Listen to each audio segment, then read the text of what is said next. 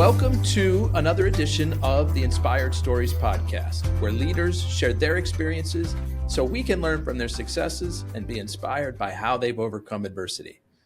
My name is Anthony Codispoti, and today's guest is Julio Cano, Chief Business Officer and partner at Bien Trucha Group. Bien Trucha is a hospitality company founded in 2007 and based in Chicago. They strive to create memorable experiences through their work, offering unique restaurant concepts that come from a place of creativity and collaboration. Since joining in 2012, Julio has helped shape the group's vision by focusing on innovative dining experiences and exceptional customer service.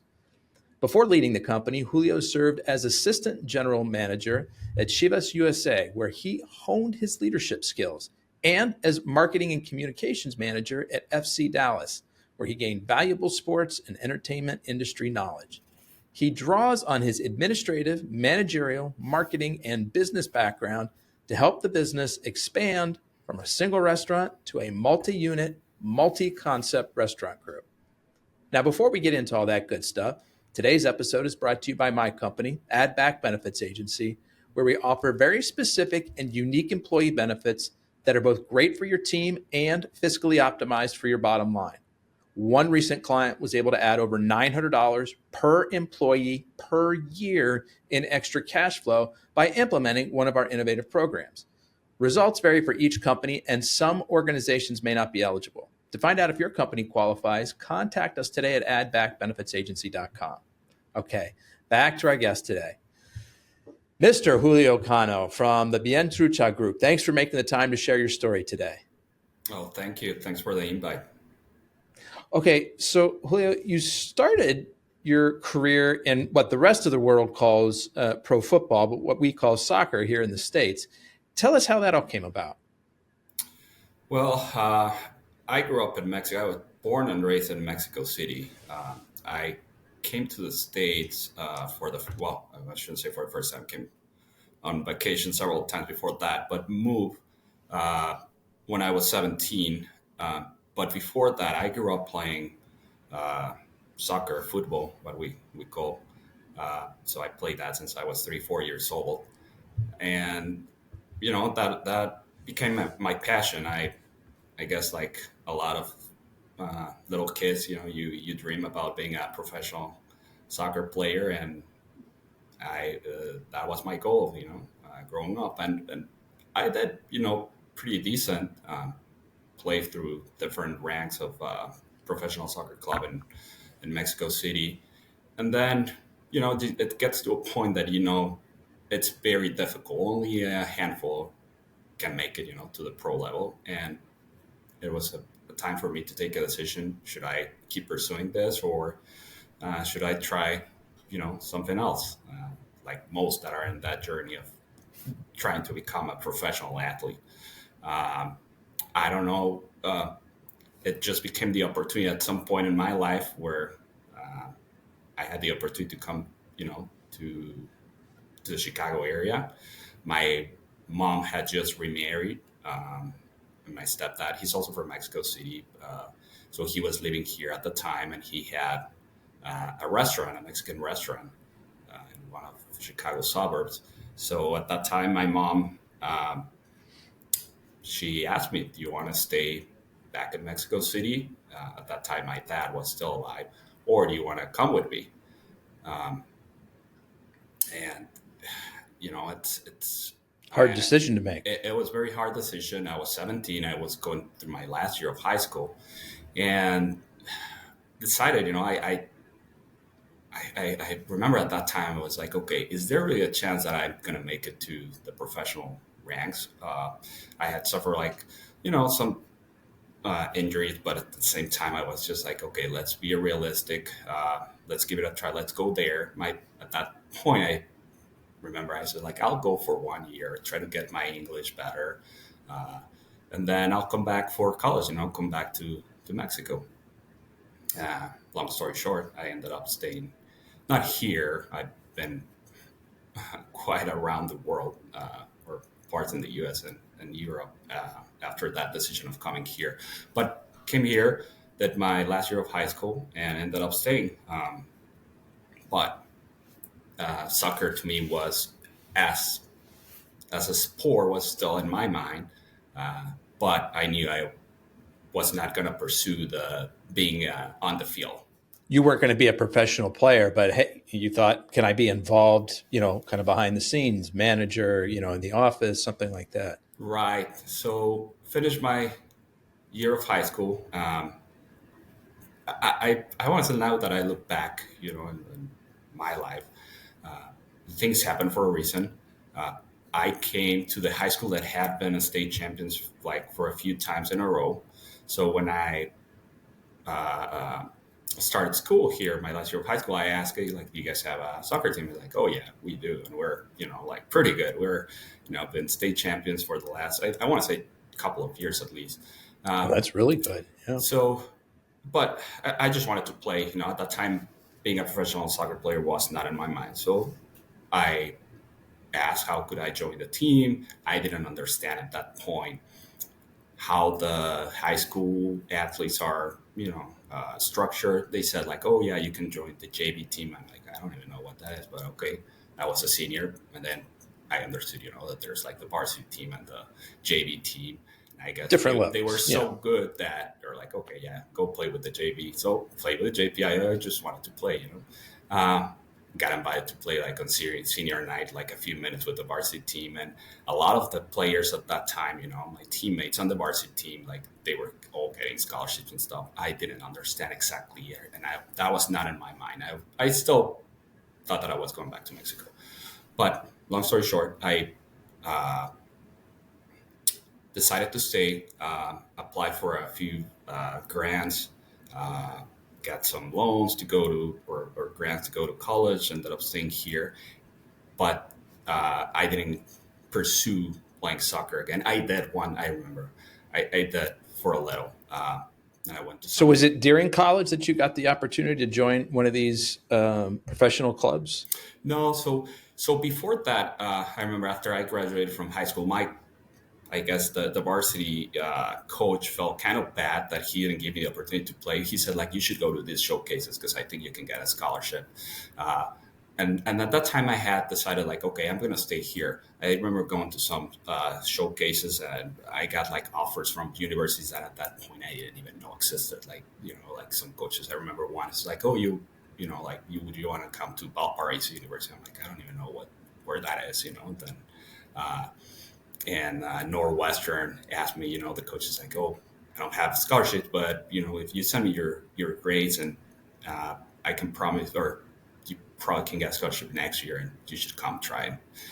And I said, you know what, I'm just gonna go. I already applied for some grants, like I said, to go to Northern Illinois University, and ended up going there. Didn't play soccer anymore.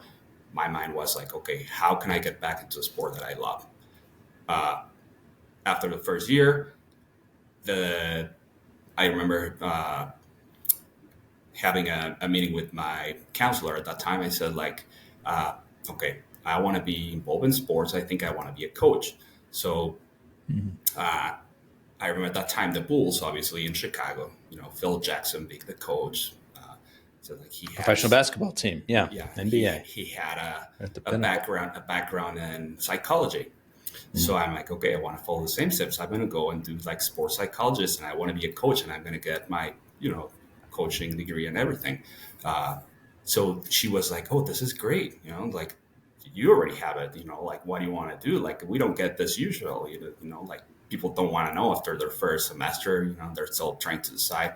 I'm like, yeah, I want to do this. She's like, okay, so you know how that works. You would need to, go undergrad, then you gotta do like grad school and blah blah before you can actually apply, or be like a sports psychologist. It may take a few years. I'm like, okay, how long? It's like, well, you got to go to grad school. So then I'm like starting like thinking, I'm like, oh no, that sounds like a lot. And I'm like, okay, let's go back, and what else can I do? So decided to go just uh, business administration. And I said like, I'll figure that after. Let's just go for something that is more general, um, and then I'll figure out how I get back into the sport. And that's what I did. I just did business with a minor in marketing, and then I started applying to different soccer teams everywhere, like Mexico, here, and yeah, I was lucky to get a job in Dallas. And what was that first job? And why do you think they gave it to you, this kid fresh out of college? So actually, I had been applying for a while. So let's go back. My parents at that time, uh, my mom and my stepdad had sold the restaurant that they had in Chicago area. They had moved to Dallas, where another family member was there, and he wanted to open a restaurant. So they were going to team up. Um, I came there to help them because I had just graduated from college, and I came and helped them to set up like the business plan and try to, like figure out like a location and what would be the restaurant. Uh, Was so this I, the beginning of Bien Trucha? no, Something else. so remember I said that my stepdad had a restaurant, Mexican restaurant here in Chicago. He sold that. They were going to open this with an uncle in Dallas. That ended up not happening, but they were already there with the plan of opening a restaurant in Dallas. So I helped them with the business plan. This is like the summer where I had just graduated from college. They were talking to different people from, if I'm not mistaken, it was Plano, Texas, where they had like the economic developer was helping them. And he saw the business plan, and he was like, "Oh, this is great." He's like, who did this business plan?" And my mom, my stepdad, was just like, "Our son." Uh, he's like, "You did this?" And I said, like, "Yeah." I didn't think it was, I mean, whatever, like You did your best, and you yeah, didn't realize you just hit it out of the park. I guess he really liked it. And he offered me a job right away, like in front of my parents. Wow. And he said, I have multiple IHOPs. Um, he said, like, would you want to work for me? And I remember I said, like, let me think about it. Because I had just graduated from college. I wanted to be in sports. My parents were like, what are you thinking? He's offering you a job. And I Yeah. remember he was offering me already like 50 grand. And I was like, no, I don't know. Like, I'm not sure that I want to go and manage, multiple IHOPs. Because I don't know. He just saw the business plan. He thought that I was bilingual. He's like, come work for me. He's like, without even like interviewing or anything, like offer me. And I was like, He'd whoa. seen enough. And Wanted you on the team. yeah, my parents were like, yeah, you should really consider it. They actually also offered me to go to culinary school. I like cooking, but I also like, they said like, we'll pay for your culinary, degree. Like, go whatever you want, we'll pay for it. Uh, this was just before before I went to college, and I said no. So that was the first time that I said no. I'll go to college. I want to be in sports. I got this offer, 50 grand. Said, thank you.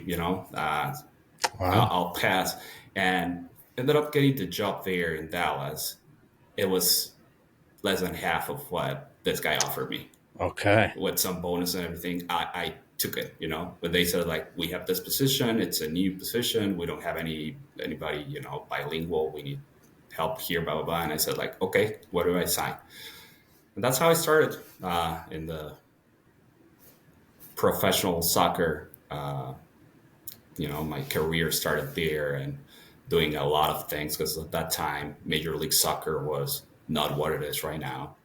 The So, front. what time frame are we talking about? What years were you there in This is professional soccer? this is 2003 when I started there.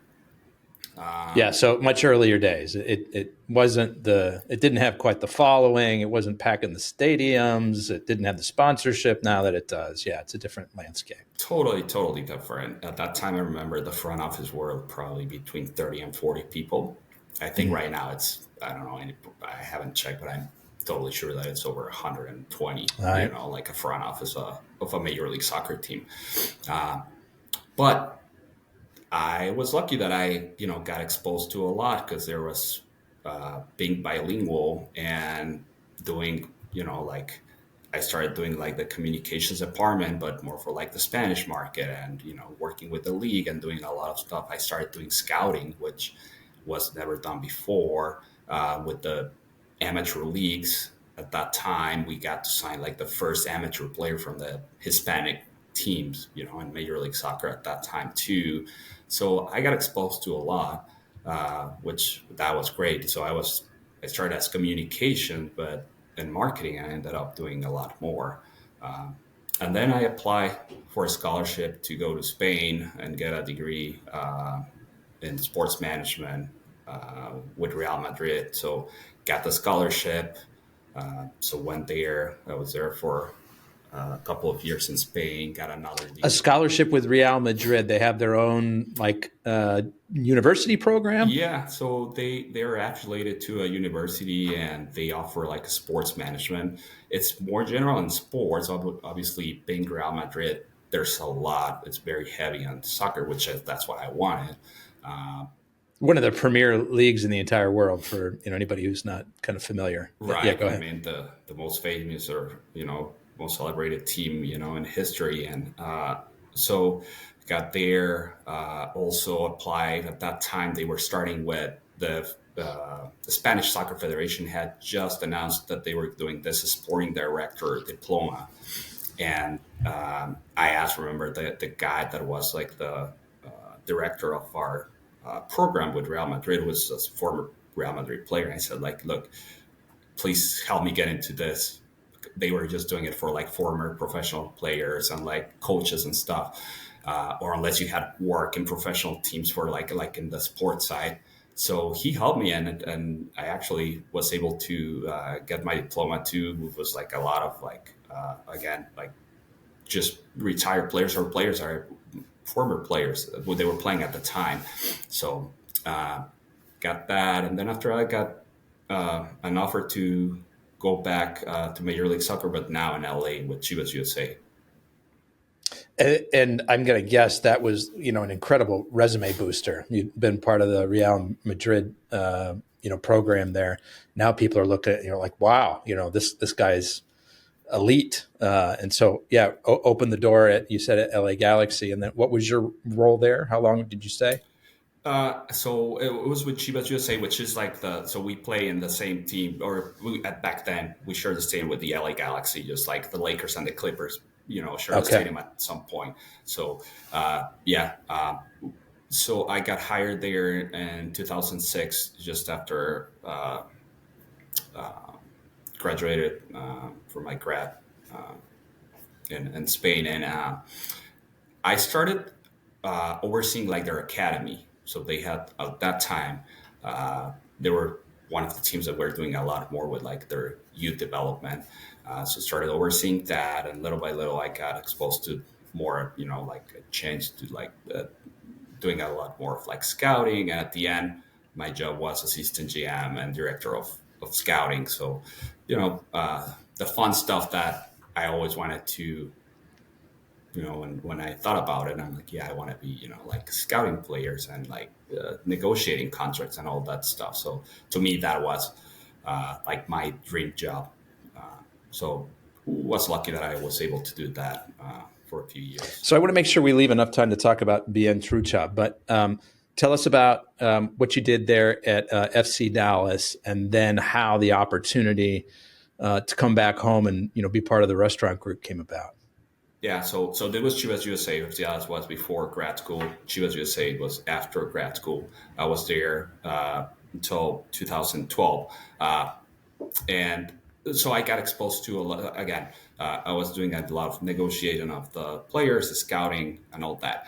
At that time in 2012, I knew that the team was potentially going to be sold back to the league. I started looking for other opportunities, but my job got very specific. There were at that time only 20 teams in the league, so there were 20 positions like mine to be like either scouting general manager. So it was tough. I got offers to go back and do marketing in other teams, even with like at that time like Adidas, to go do like marketing and things like that. And I just said like no, unless I get something that is to me like on the sports side, I think I'll pass. And You knew what you wanted, and that was it. and I Yeah. had done it, and yeah. So at that time, my parents had just opened Bien Trucha in Geneva, which is a suburb in Chicago, with my brother who had just graduated from audio engineering in New York. So he came back, helped them open this tiny restaurant. It's just like 5 tables. And was the initial restaurant, was it called Bien Trucha? Bien Trucha, Bien yeah. It was. Okay. Bien Trucha. And so had been open for less than 2 years. No, I'm sorry. It had been open for a while. The one that they were opening the second one, which was a Toda Madre. So my parents and my brother said, like, look, you're still looking for a job. Why don't you consider coming back and help us open the second restaurant? And, said, like, look, I've been looking for a few months and there's nothing that really catches my attention. Let's go back and let's help them open this second restaurant. And I thought that I was still going to be looking for, something in sports. And at the end, again, things happen for a reason. The opportunity opened, came back, and started opening more restaurants. So I want people to check out the website because the branding, and the interior design of each of these concepts is really cool looking, and you need to see the visuals to get a sense of it. And the website is bientruchagroup.com. So Bien. Trucha is Trucha, and then group.com, bientruchagroup.com. So when the decision was made to open up a second location, a second restaurant, you didn't go with the Bien Trucha brand again. You decided to do Toda Madre, another brand, another concept. What was behind that decision? Why not stay with what had been working? So, 2 reasons. The original location of this restaurant was right next to Bien Trucha. So Bien Trucha is a building that is divided by a patio, and then there was this old house that we took over. So obviously we either was going to be an expansion of Bien Trucha or a different concept. And our reasoning was like, okay, Mexican food is so diverse. It's so unique. And I think people is not exposed to that. Every single state in Mexico has its unique dish, its unique, like flavors. And that's what we wanted to, bring and say, like, okay, look, Mexican food first. I think at that time there was still a lot of misconception of Mexican food and Tex-Mex food. I think it's gotten better, What were the misconceptions at the time? I mean, just confusion on saying like, oh, this is Tex-Mex, and people like when my parents first opened Bien Trucha, they're like, oh, you don't have chimichangas, or you don't have, I don't remember, like taco salads and things like that. That I'm like, okay, chimichanga doesn't exist in Mexico. That's a Tex-Mex. I didn't know that chimichanga was it didn't come from Mexico. Huh? Yeah, that's Tex-Mex. No. Okay. Obviously there are similarities and different things, but the flavor profiles, of like Tex-Mex and Mexican food, it's different, But anyways, like when Bien Trucha Original was more like Mexico City, like food, like street food, and it was obviously tacos and a lot of like seafood and ceviche and things like you get in the markets there. A little bit general, but again, we're trying more to like, okay, this is what you would find in Mexico City. When we opened a Toda Madre next door, we wanted something not like fine dining, which we got that a lot when we first opened them. So like, oh, this is like fine dining Mexican. It wasn't, we're trying to be very casual, but we are offering you something totally different. Again, this is a misconception of like, oh, Mexican food is just like, comfort food and you eat with your hands and it's tacos. And no, so we started doing things like crispy pear eggs, with different sauces, and we were doing oysters, with salsa matcha, and I don't remember. It was like a small menu, but it was, very different. Everything obviously Mexican, and we got like some of the best reviews from the Chicago Tribune, and we had already gotten the attention with our tacos. Like some of the best reviewers, came because, again, Geneva is almost 40 miles west of Chicago. This guy said, like, one of the guys from the Chicago Tribune, I drove 40 miles to have this taco, and it's worth it. So that's how it started, kind of like the focus on It's quite a us. compliment. And then when we opened at Toda Madre, we got probably the best reviews, from the Tribune. And at that time, that was like some of the most important. Now with social media, it's an influencer. It's totally different landscape in the restaurant industry. But we got the reviews, and it was great. But funny thing, like after the first year, people were coming to a Toda Madre. Again, they thought that it was, I mean, the price point was not even like more high, like higher than what it was next door. It's just in people's mind, it's like, oh, this is more like fine Mexican food. And then little by little, they started asking, like, can I have the tacos that you're selling, like, like 30 feet from here? Can I order those here? Or can I have that drink here? We are introducing a lot of different stuff, like more like mezcal drinks, not just tequila, and doing. They would sit down at a Toda Madre, but they would want things that were on the menu at Bien Trucha. They're like, yeah, we want this, but can we also have some of that? So again, at some point, we got the opportunity to move at Toda Madre. We moved at Toda Madre, but that time we said, like, we're not going to do what we are doing right now. We're going to do something very similar to what we have at Bien Trucha. So the menu was like our staples were there. And that really worked, even though it was a different branding and different. This was in Glen Ellen, closer to Chicago, and people already knew about us. So, that did great. And that was 2016, 15, 16, when we did that transition. So that was our. So you moved, or you made an additional location? We moved at Toda Madre, and then the space that where Toda Madre was just at that point, it was just an extension of Bien Trucha. So so you made Bien Trucha bigger. Yeah. And you moved at Toda Madre closer to the city of Chicago. Yeah, and the menu was, at that time, I want to say like 50-60% the same as we had at Bien Trucha. At that time, we were already working on a third restaurant that, at least, that we had signed several years before in Naperville, which is the largest suburb in Chicago. In downtown Naperville, the developers there came, they were coming to Bien Trucha since we opened, and they said, like, we want you there. We're doing like a hotel, we're doing like several businesses, we want you there. So we were the first one to sign a lease there. And took like 5-6 years, to actually like get the restaurant. I think we signed that lease like 2012 when I first just came back. And then we ended up opening in 2017. What took so long? Was it just the building permits and the design of it? The developer. They were doing condos at some point, and the city didn't approve. They were like, and so ended up doing a hotel, and then the restaurants. So let me jump in for a second, Julio. What is it that you guys think that you had cracked the code on? Like, why were these concepts so successful? I mean, I'm looking at the website.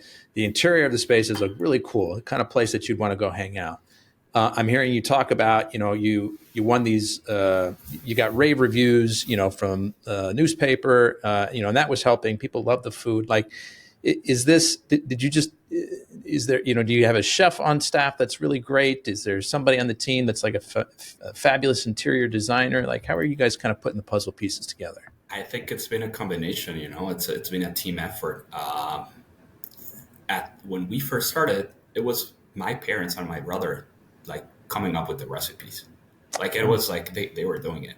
And they're not professional chefs, even though, like, my stepdad, he's worked in the restaurant industry forever in Mexico and here in the States. So he has, like, he's a chef by, not by getting a degree, just by experience. So that's how it started. But then we started adding people.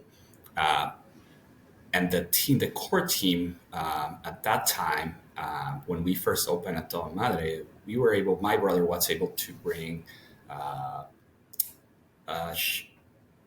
cook that he had worked with at another restaurant when we first came to Chicago.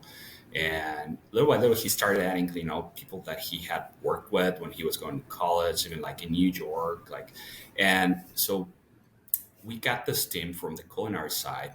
Then we had my brother, who has always worked in the restaurant industry, even though he has a degree in audio engineer, and he's very artistic. He's like the artistic side. I'm more like, as again, the business and finance and marketing. So we started getting like all these pieces that just work. It was not just like, like restaurants have, and you have like just a chef that is the celebrity and it's whatever he serves. Uh, so just to give you an example, when we come up with new ideas, our menus are always changing. We're very seasonal, so we don't like to have the same thing all year round or just have like a monthly specials. Like we change our menu, like I wouldn't say 100%, but more than 60, 70%, like at least once a year.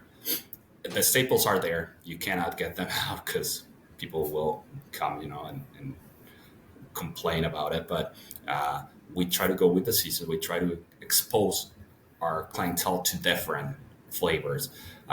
So when we are trying to come up with new dishes, we get together with the culinary team, like my brother, myself, and even though like we are not the ones cooking, like they'll take the decision. They'll come up with all these ideas. We taste. We get together, kind of fun environment, just like taste things. We take I was going to notes. say, this sounds like a blast. This is like a great brainstorming activity for this kind of business. Yeah. It is what it is. That it's just a brainstorming session, and they'll come up with that. There's two guys, on our culinary team that have been with us for several years. So they're also Mexican born and raised, so they get the flavors. Like we share that common flavor profile that we're trying to get in our most of our food.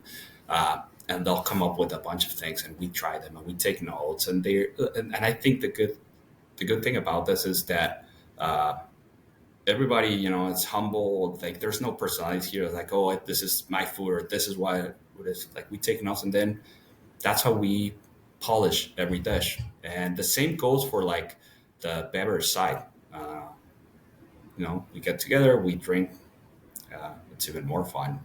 Things like tequila and mezcal, and cocktails, and then it's a party.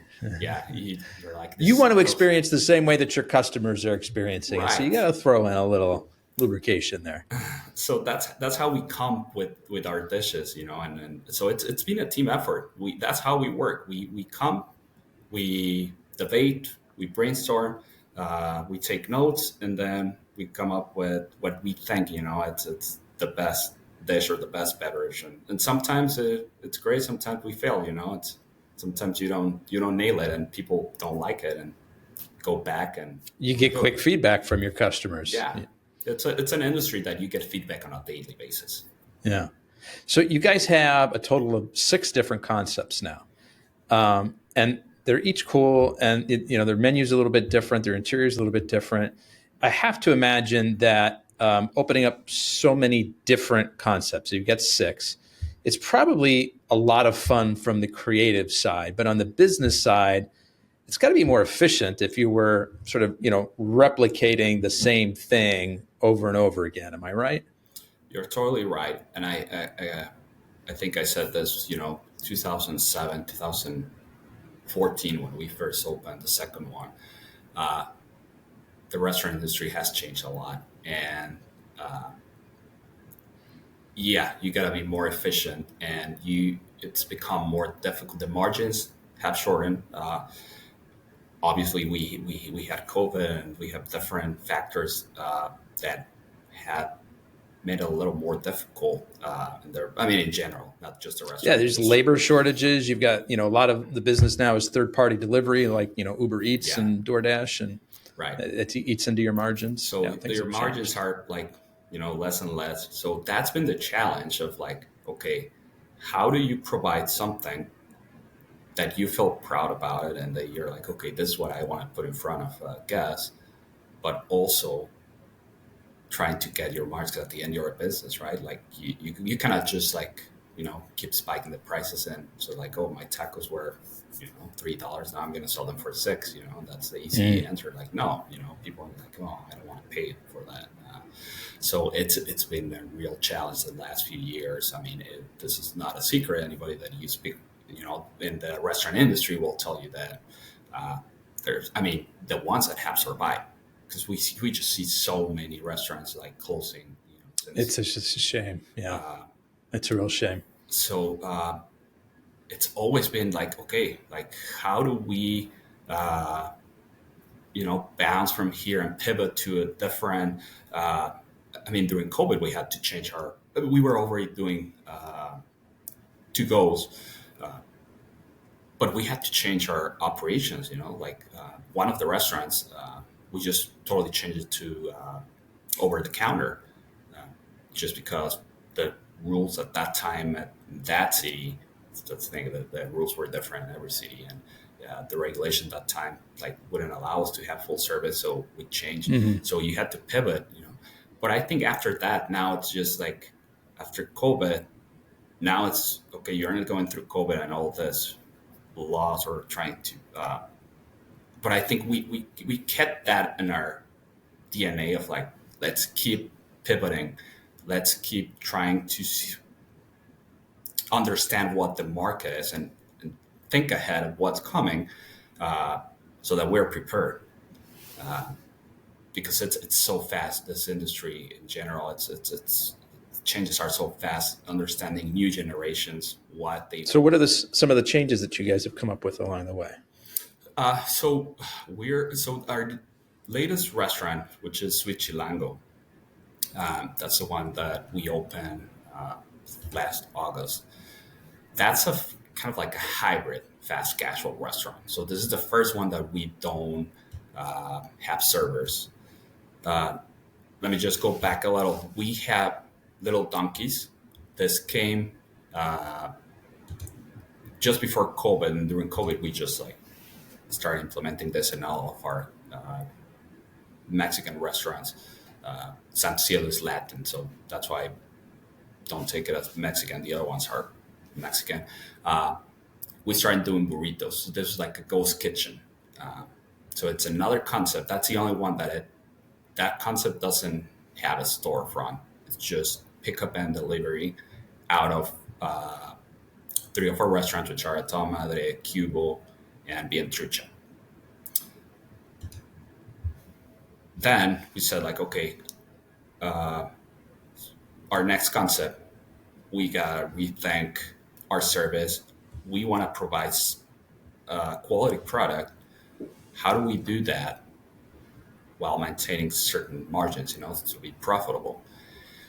So we decided to go with kind of like a hybrid. I don't want to say that it's just a fast casual, because you can order through your phone. You can obviously order ahead. You can order through a kiosk.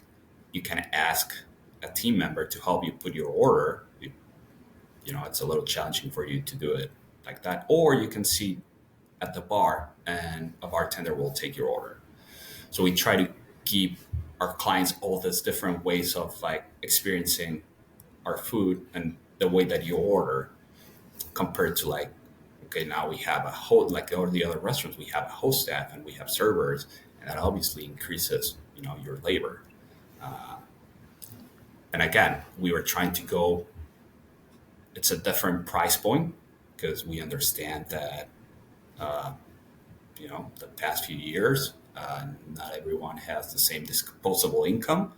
And we've seen.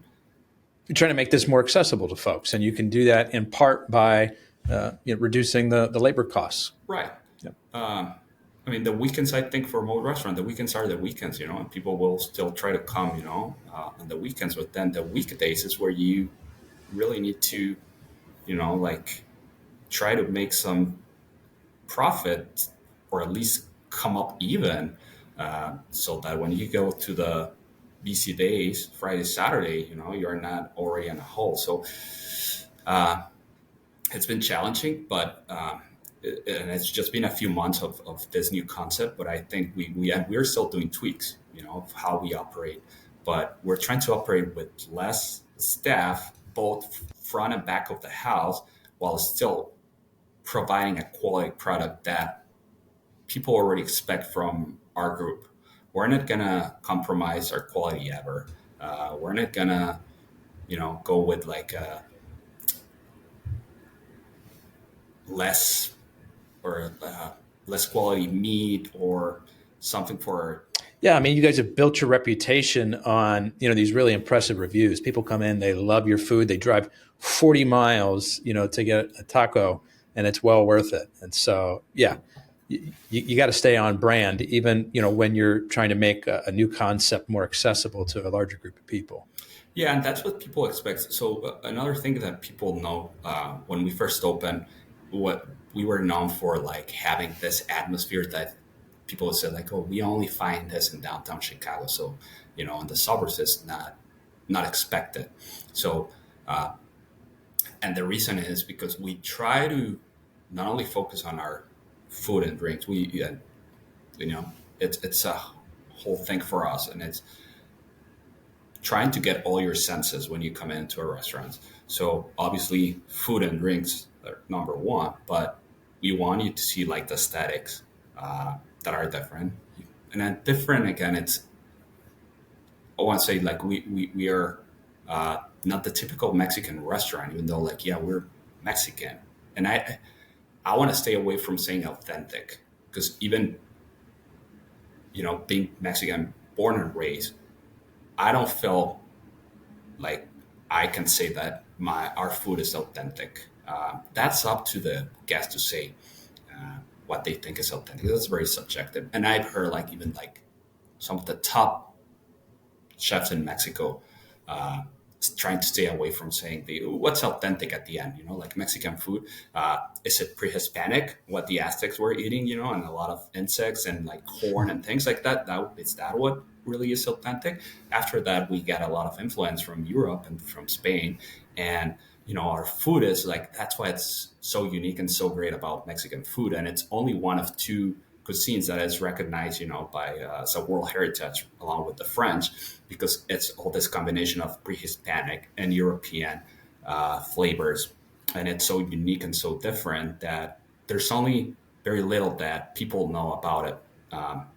I cannot tell you that I know every dish or every food in Mexico, because I've been, to most of the states, and every time that I go somewhere, I try to try something that I haven't tried before, but I don't even feel like saying like, oh yeah, like this is Mexican food or this is authentic Mexican food. At the end, what we're putting is what we grew up with. Our flavors are what trying to interpret like the food, Mexican food and dishes, our way. Uh, but it's again, it's if people want to call it authentic, it's authentic, for them. If they want to call it like modern or something because they are used to other, being presented in a different way. It is what it is. That's very subjective. Talk to us about the name for a second, Julio. What is Chilango? So Chilango is how we call ourselves. Like people from Mexico City. That's a Chilango is somebody that's from Mexico City. And does it have a deeper meaning than that, or that's just sort of I don't know, it's just the nickname? So all of our names are like slangs, and they have like some double meaning. So Bien Trucha would be like bien is good, trucha is trout, like the fish. So it would be good trout, but that has no meaning, right? So, but Bien Trucha means to be on top of your game. A toda madre is all about your mother, but it's a toda madre is just like totally awesome. When you say like, oh, it's a toda madre, it's totally awesome. Cubo just means what's up. It's like que hubo, like what happened, what's up. Uh, Santo Cielo, which is the only one that that's Latin because we don't. It's not just Mexican. We have Mexican there, but it's like Latin American. Santo Cielo is just like good heavens. Uh, and then Sweet Chilango uh, was just a combination, like of sweet, chill, and go because it was kind of like a hybrid. And Okay. so we're like, okay, like. So yeah, we come up with all the names. Again, it's part of that, trying to get this approach of like, let's focus on everything. Let's just don't leave like, oh, we're just gonna call it, tacos and tequila, blah blah. It comes with the name. It comes with like you're listening. So you come to a restaurant, and it's not gonna be like your typical Mexican songs. My brother with the audio engineer background, he's the artistic side. He comes up with all this playlist, so that's unique, and people notice that. They expect that when they come to a restaurant, it's like, oh, your playlist, how can I have it? And yeah, sure, we have them. Like actually, my brother will have, like the playlist for Switzerland, or the playlist at Santo Cielo, which is different. Santo Cielo is in a rooftop, so it's like a different vibe. And I love that because, like I said, as I'm looking at your website, I've never, next time I'm coming to Chicago, I'm going to come check a couple of these places out because this is my kind of cuisine. But as you look at each of the different concepts, they've got their own branding, their own styling, and it ties in with the interior photos that I see of each location. And you're talking about, sort of the full-on five senses experience. And I love now that you're telling me that, each location, each restaurant type has its own playlist too. I mean, it's just a great way to sort of, do like a 360 branding experience. So as you look forward, will you continue to create additional locations for each of these six concepts? Do you have new concepts that are in mind that you guys want to develop? What's kind of the future plan look like? We have so many concepts that are there in the pipeline, but to be honest, right now we're focusing on this Switzerland. We're opening a second one sometime this year, and we're close to, hopefully signing a lease for a third location. I think that's immediate future. It's just what it seems to be what the market needs right now, right? Again, it's because there's labor's short. So how can we reduce our reliance on that? Times are people are tightening their belts a little bit. How can we hit a better price point? Exactly, and that's the immediate future, and there may be even like some of this restaurants that we have, that we may reconcept at some point, the full service ones. I don't know. It's just, again, you gotta be very proactive to what the market is asking for, and again, you're a business. We've had, we've done pop-ups of different concepts in. So that the where we first opened Bien Trucha, again, where Atola Madre was this other building next to us. Right now, it's an extension. We've done several pop-ups there. Little Donkey started there as a pop-up, then we converted into a ghost brand. Atola Madre obviously was born there. We had another concept was like burgers, and had like solid 5-star, like reviews for a pop-up. Yeah, we did it for a while. So like maybe it'll stay, maybe not. But then we didn't have enough the traffic. That concept needed more of a traffic. I don't know, like on the weekdays. And again, we decided like we'll just put it, on the side. Maybe we'll do it in the future. So there's so many concepts that we have there. At some point, we may do something different, but I don't see ourselves going with the full service restaurant for now. I think we're going to keep replicating Switzerland. We're also doing like our little donkeys, which are burritos. Little donkey, that's a translation of in Spanish for burrito. So we're doing frozen burritos now, and we're selling it out of Sweet Chilango. We're starting to do some of these dishes that would transfer to your kitchen in a way that we still think it would taste good. Being frozen or being like vacuum sealed. So we're experimenting with that. That's what we see ourselves doing in the next few years. So we've talked a couple of times about, labor shortage and how that's kind of, affecting your guys' plan moving forward. I'm curious, Julio, what strategies you guys have used and found success with when it comes to finding folks, and then, once you've got them, how do you retain them and hold on to them? Especially in an industry where a fair bit of turnover is relatively common. It's true. I think we have a core team that have been with us for a while, and so we try to, they try to get their hands on all the different locations and try to see what's going on. Try to have like more of that personal touch with the staff. Again, it's like you said, it's big. The turnover in the restaurant industry has always existed, and it's also very seasonal. Front of the house, for example, we have a lot of kids that that you're just getting them because it's their first job, and they, or they come in the summer or winter, and we have a lot of kids that come back and they want to work back again with us, on the host staff or as servers, bartenders. but back of the house, that's been a challenge. And again, I think it's offering as much as you can with benefit, with trying to cater to their needs. And the needs can be different. At some point we were like paying for their Uber. This was like during COVID. Some people like it's just trying to you know whatever you can offer. Like the next door restaurant can offer them more, and it's going to happen. I remember during COVID, some of our employees would come back and say like, "Hey, this restaurant down the street is offering me 50 cents more," and they'll go for those 50 cents. So, do you get the ones that there's no loyalty? But at the end, I think trying to have that constant communication with your staff and cater to their needs has been one of the keys to us. We got a lot of employees that come back. They leave and they end up coming back because I think I want to say that we treat them fair, and we try to create this atmosphere where like, and again it starts with the top, and I think like just focusing on the culinary side, the way that the heads conduct themselves and how they talk to the people, to our staff, they notice that. And we've seen that sometimes with people under that when we hire a chef or something that works in them, and becomes an issue. And it's just how they treat the rest of the staff, because again, anybody can offer a little more.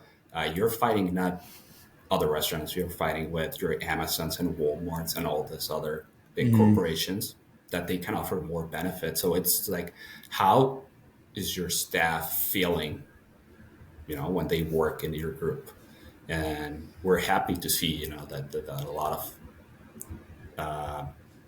of this people come back after they leave, and then they experience other restaurants, and they're like, oh yeah, they didn't like how I was treated. Or Yeah, all those things are so important. Obviously everybody wants to make as much as they can. They're looking for those benefits. But it's so important, that work environment. What's that culture like? Do you enjoy going to work? Do you enjoy being around the people that you work with?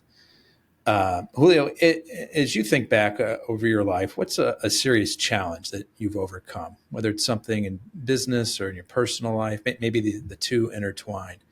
How'd you get through that, and what were some lessons that you learned? Well, I think the business side. I think COVID would be, the one that comes to mind, and most recent. But I think we all that's not very personal. We all went through that. I want to say I had cancer, and I was still in LA. That was in 2010. So that to me was, something that changed my life in a way. I don't want to say it changed me as a person. It just changed my perspective. It was kind of like a rare cancer, but I was very lucky that it was contained. This was not to go into a lot of detail, but again, I would work out, run 3-4 times a week, and then I was filling out like air. I'm like, what's going on? I cannot, run as I was doing. I had some friends at that time that they were doing triathlons and stuff, and they would time themselves. I wouldn't do it. I would just go with them, and we would run 5 to 10 miles. And then I wouldn't be able to keep up. I'm like, I don't know what's going on. Well, long story short, I had a tumor in between my lungs and was pressing against one of them. So I was not getting the air that I wanted. It took a while because before that, I would not go for like annuals, like I growing up, working out, very healthy all my life, until there was a point that I'm like, okay, I went with the team to Mexico. We were doing some scouting. This was just after New Year's. And while we were there, they would always organize this game it was just a match of like former players from Chivas and then some of us, from like coaching staff and stuff. And I said like, I'm gonna pass. I can't play this time. And everyone was like, "You gotta be kidding!" Like, I'm like, really? Like, I don't know. I feel like I'm having a heart attack. Like, and I remember the doctor, the team doctor, came and checked me. And it's like, well, but like, I mean, if I was not like walking or anything, he's like, look at my pulse and everything. He's like, I think your heart is fine, but you should go. When you get back to LA, go get checked out. And I did. And when I remember just walking to like the immediate care or whatever was that, and I'm like, yeah, I'm having this issues, like I don't know. And yeah, almost they wouldn't let me go out. It's like, I don't like what I see here at the restaurant. I'm like, really? It's like, yeah, I don't know, like could be pneumonia, could be different things, but we need to do some more testing, so we're gonna have you come back. And yeah, ended up being a tumor, and it was cancer. So had to go through chemo, had to go to like surgery. I was very lucky that it didn't, go anywhere else. It was contained. They were able to get it. You were able to treat it. Yeah. Talk more about how it changed your perspective. So at that time, I didn't have like immediate family. I was not married. I didn't have kids. But again, I don't think it changed me as a person. Like I want to say that like I have wonderful parents and I had a really good education, but it just changes how you approach like every day. It makes you think about at that time, like what you wanted in your future, because yeah, at some point it would just make me think, do I have a few months of life or do you have a few years? I didn't want to try to focus on that. I remember trying to block my mind from like even going on the internet and said like, okay, what's the life expectancy for this kind of cancer? Like I never did that. I trusted my doctor at that time. I remember she even said when I wanted, because I didn't have like the best insurance, because I didn't pick that from the team at that time. Like I didn't get like PPO. I said like, no, give me the cheapest one. Because I'm like, no. You're a like, young, healthy guy who needs insurance. Yeah. But I went, and I was lucky that I was, like the doctor at that time said like, look, I haven't treated this kind of cancer, but if you want to stay with me, I can refer you to somebody that's more like an expert. If you want to stay with me, I'm going to get in touch with this doctor that treated Lance Armstrong, which is like a similar kind of cancer, or the same. I mean, he had it in his brains and testicles. I didn't have there. It was in my, in my chest. But he's like, it's the same kind. I'm going to get in touch with him and I can come up with a plan for you if that's what you want. I said, like, let's do it. Like, I trust you. Whatever you think it is, let's just go with that. So I trusted, put myself in her hands, and it was a great decision. 15 years later, I was like, I only have my annual checkups, but my doctor was like, yeah, the chance of coming back, that kind of cancer is the same as anybody. So it changes, like how you approach every day in a way, makes you, try to take advantage of what you're doing. Like there's, I want to say like things become a little more important. Some little things that maybe before you would be like, oh, I'll do it later, or oh, I don't care about this. And now having kids, it's totally even different. I don't know how that would have been if I had been married and having kids, Yeah, I talked to folks who've been in similar situation, and it's almost like the experience kind of, in a way, almost rewires their brain a bit. Things feel differently. Things that were important before, not so important. Things that you overlooked or took for granted before now are the things that you hold dear to your heart. So, wow, powerful experience. Obviously, so glad that you've pulled through that and kicked it. I've just got one more question for you, Julio, but before I ask it, I want to do two things. First of all, for everyone listening today, I'm sure that you loved today's show. Julio's been a great guest. If you want to get more great content like this, take a moment and hit the subscribe or follow button on your favorite podcast app. Also, folks, if you want to get in touch with Julio, there's their website, bientruchagroup.com, or Julio's given you permission to email him directly at julio@bientruchagroup.com. So last question for you, Julio. As you look to the future, what is it that you're most excited about with the restaurant group? I think it's just like a little bit of the same, like for us, it's like providing something that's unique about our cuisine, um, and keep adapting, to the environment, to the landscape. It's it's crazy what we're living, like the AI era. How Mm. I just was just having this conversation with some friends this week, and everybody's like, "What's going to happen?" Like what's our future like, and what's the future for the kids?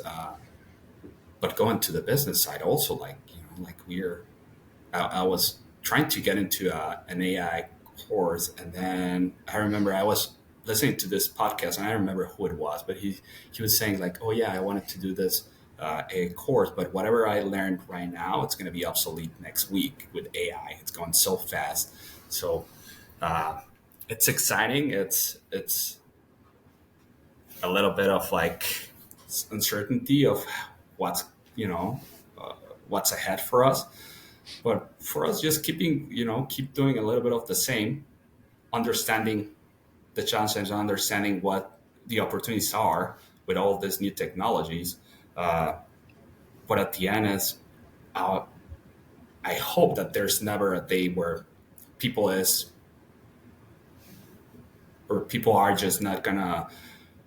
I'm as I'm pretty sure that it'll come a day that you can just take a shot and you'll get all your nutrients, and they'll be personalized to you. I just don't see, hopefully, people doing that and they still enjoy going out for a drink and enjoying a meal with, as humans. Uh, so hopefully this will never, it'll change. It'll keep changing, how hospitality restaurants, operate. But at the end, hopefully we can still all enjoy a good meal and some drinks.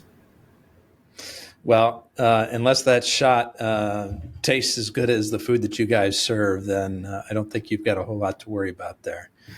But Julio Cano, I want to be the first one to thank you for sharing both your time and your story with us today. I really appreciate it. No, thanks for the time. It was great. Always great having the opportunity, to just chat and talk a little bit about our experiences. Yeah. Folks, that's a wrap on another episode of the Inspired Stories podcast. Thanks for learning with us today.